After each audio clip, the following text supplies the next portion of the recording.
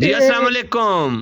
वालेकुम सलाम। केड़ी दवाइयां जनाब तैयार कर दियो तुसी? सब दवाई तैयार करदा। अच्छा ते तुसा किदा सिखया ते केड़ी दवा केड़े पीरां दी? मैनू पीरा चब्बे आया दी दुआ है। चब्बे वाले पीरां दी? हाँ।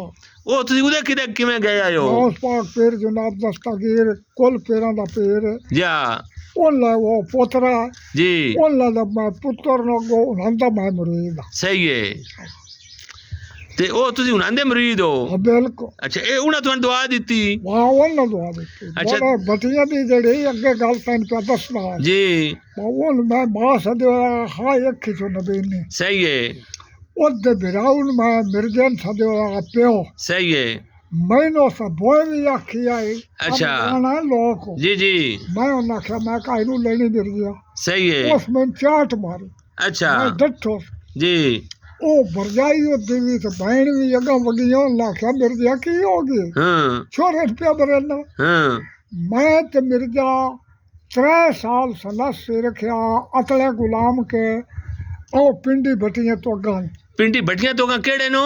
अतले गुलाम के अतले गुलाम के वड्डा लोग वड्डा अच्छा उथे सन्यासी आई हाँ वो तो सनस से सदया केथे एथे पिंडी भटिया वो साल ना पर अतले गुलाम के ओथे सन्यासी ने सदे आया ने वो तो सनस से सदया अच्छा मुड़ वहन लग्या वो दो नुस्खे दसदा ठीक है एक उस दसना ना जी भाई तू बूटी पटनी है उत्थे मार लेनी जी तू आ गया ना जी आखना ओ फलानी बूटी ना ही मारी जी दे मुंह करके लिख लेना बे ऐस बीमारी दी जाए सही है वो लिखता रहा हाँ हाँ वहन लगे वो उस दो नुस्खे दसे वो कितना अरसा रहा?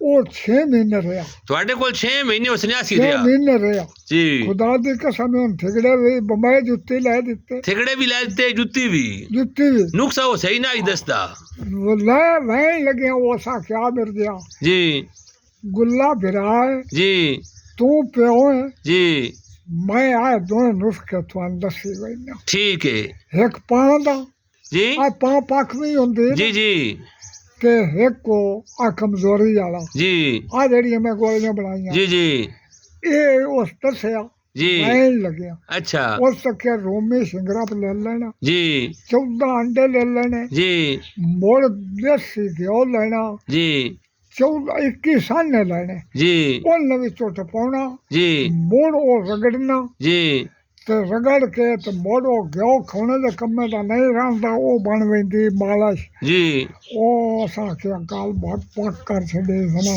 सही है वो सड़े अस बन गया ਉਹ ਨੁਕਸੇ ਦੱਸ ਗਿਆ हाँ ਇਹ ਕਿਹੜੇ ਸਾਲ ਦੀ ਗੱਲ ਹੈ? ये बड़ी मुद्दत की गल बड़ी मुद्दत की गल है हाँ और मिर्जा भी फौत हो गया है अच्छा मक्खी भी फौत हो गई वो सारे बिरा ही फौत हो गए ठीक हो गया तुझे उधर तो एक काम पे कर दे हो हाँ ठीक हो गया ते फिर घोड़े केड़े साने तुसा रखे नो?